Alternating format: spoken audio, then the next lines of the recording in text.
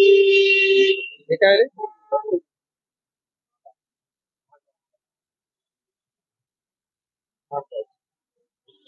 दोन मिनिटं का? तर तुम्ही भेट वारंवार त्यांच्या भेटीचे नेमकं कारण काय होतं माहिती आहे? महाराष्ट्रात आम्ही उद्धवजींना कुटुंब प्रमुख मानले आहे, परंतु उद्धवजी आहेत आणि शिवसेना ही इंडियाचा घटक पक्ष आहे. इंडिया आघाडी उभी करण्यामध्ये नितीश कुमार यांचं फार मोठं योगदान आहे आणि त्या दृष्टीनं काही चर्चा करण्यासाठी आज देवेश ठाकूर साहेब आले होते.